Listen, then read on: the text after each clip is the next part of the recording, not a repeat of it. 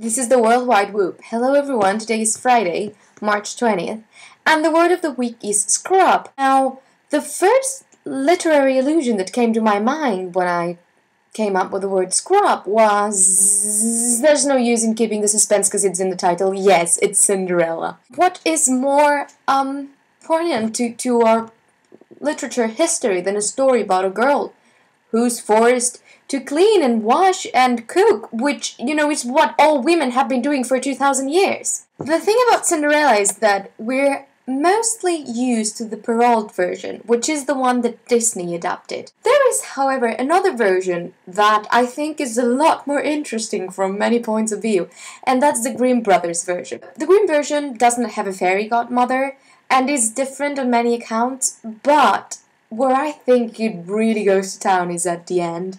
Let me quickly summarize it for you. When the prince comes calling to Cinderella's house with the glass slipper, the stepmother sees her chance, and of course realizing that her two oaf daughters have too big feet to actually be able to wear those glass slippers, she grabs the first sister and tells her, "Quick, cut off your toes." So the sister does as she's told, cuts off her toes, tries on the shoe fits.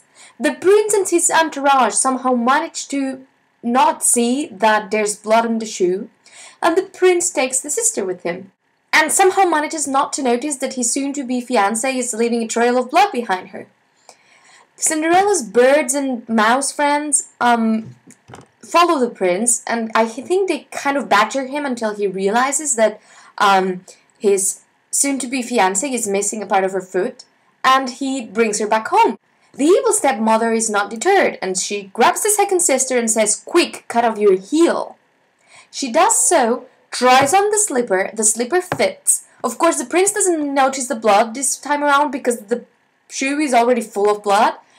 Takes the sister. The animals again follow him and make him notice that his soon-to-be fiancée is again leaving a trail of blood behind her. In an astounding feat of intelligence, the prince manages not to mistake both trails of blood, brings the second sister back home, and asks for Cinderella. Cinderella tries on the shoe without having to sever any part of her foot. Let me remind you that she's trying on a shoe that probably has more diseases and STDs than any other shoe in the history of shoemaking. And it fits.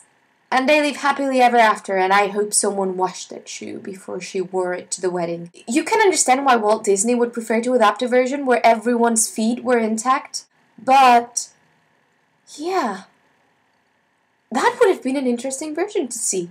I think Tarantino ought to adapt Cinderella. That was all for today. I hope you will have a full-fledged Friday. Thank you very much for watching.